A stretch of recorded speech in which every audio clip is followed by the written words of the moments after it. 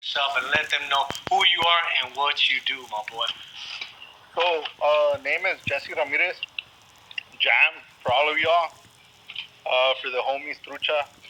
And I'm from the Valley, bro. Represent 956. 956.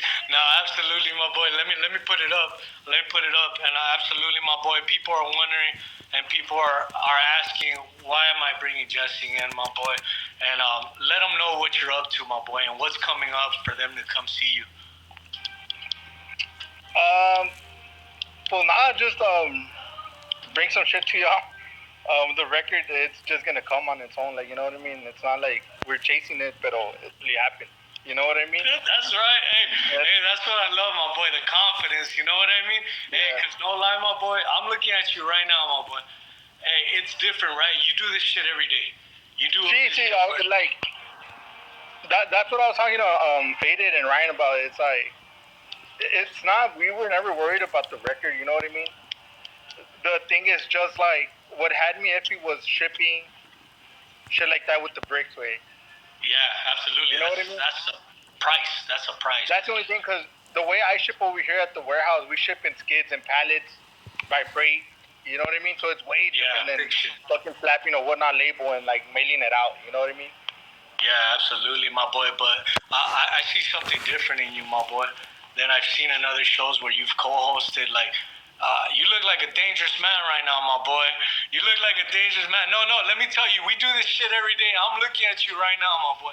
I like to say that I know how to read people, but right now, you look like you got a burning desire, my boy, and you look like you got some passion into what you're about to do right now.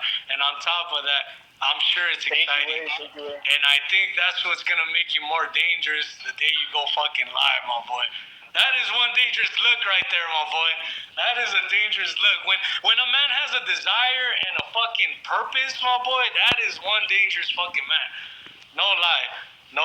And it's but this is what I'm here. It's more than anything, like I said, more than anything is being able to, like, you know, provide some quality merchandise. If anything, I know a lot of people like always say, "Oh, it's because like they say they wholesale, but they never reply to this." Well, yeah, but more like my business is more focused on like international shipping and the bigger buyers. You know what I mean? Like, of course, I wish I could help everyone out, but if there's one thing that I've always like, or that's like taking me to where I'm at right now, is loyalty. You know what I mean? Yeah. There's a lot of customers that have been with me for 10 plus years. And, that's amazing. And they've always been with me, and I've always with them, and I've always been loyal to them. And that's hard to find nowadays, my boy. That is very hard to find nowadays, my boy. Because nowadays, like, loyalty is kind of like bought. You know what I mean? I feel like loyalty is now bought. You know what I mean? It's like, well, who has the biggest cheese? You know what I mean? And I understand. Like, I have the same feeling sometimes too, my boy. And it's kind of difficult to please everybody in this industry. You know what I mean? It's hard to please, especially when you're trying to help them out. And like you said, you got big clients, and I've seen you done the best you can for other people on this app, and I can imagine how many other people outside the app. You know what I mean? We're talking about friends, family, other people that you're trying to let in. Like, and before we even get into that, my boy, I would love to hear your story, and just give us a brief story about where you came from when it first started, my boy, to where you at right now. So basically, what it is used clothing down here in the border. Like, it's one of the biggest businesses, like right here, like, because we're like we're border, you know, to Mexico. So the used clothing market is huge, bro. And my family's been in the rag business since like the late '80s, bro. There you go. You know what I mean? So it all has, like, at the end of the day, it's all family ties.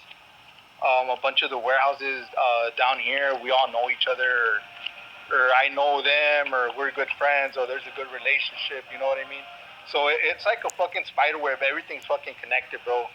My boy, let's be honest. It's like a fucking mafia down there, my boy.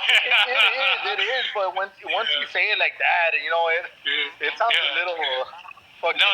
But the reason and it's not a bad thing. I'm in a good way, my boy. It is so tight, and don't take it disrespectful in a bad way, my boy. Hey, it is a commission. You know what I mean? It's like you gotta know somebody to get in there, and I love that because you don't want to just let anybody in there.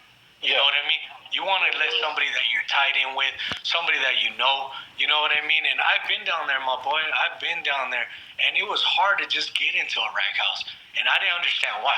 You know what I mean? And then I found out I linked up with certain people, and they go, "Oh, you got to be family.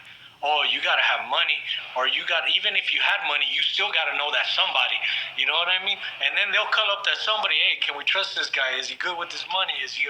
Hey, has he fucked you? You know what I mean? And it's like it's just it's a good way of putting it. It's a mafia down there, just because it's a tight family. It's a tight family. You know what I mean? And the question I'm asking you, my boy, is like when you first started, my boy, how hard was it, even with the connections you had? Was it still difficult to still come up? So for people when trying to get into the industry. I started like vintage. I started in 06. By 06, I started working with my sister. I started with her 03. I was her employee. I was on $30 a day salary working for her, bro. Damn, that is tough. Right. God damn, my boy, that's tough. So you guys hear this shit right now? This is reality. This is reality, my boy. Tell me, like. That's what Joe pays me. Is that? I pay her $29 a day. No? Damn.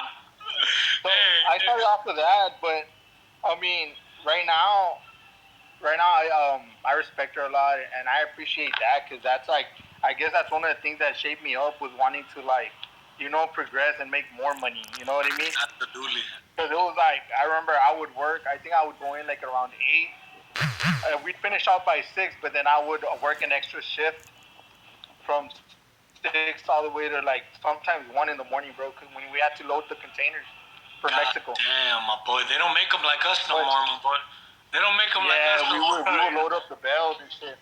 But that, like I said, that fucking shaped me. That formed me, bro. That made me who I am right now. Because I was already hardworking. Like, you know what I mean? I remember when I was in high school and shit, like, I had some of my homies, and they had like all the fucking like brand new fucking sneakers and shit that was barely fucking coming out, and it's like, oh, my dad bought this for me. But then if I wanted it, bro, I had to save up 2-3 weeks for that shit, bro. Yeah, see, that shit was tough, man. That shit was tough. My boy, I grew up in the gutter too, my boy. Like, we couldn't have this shit. We had to keep our shit clean. You know what I mean? Like, we had a shot from us. Like, you had to do your thing too. You know what I mean? I think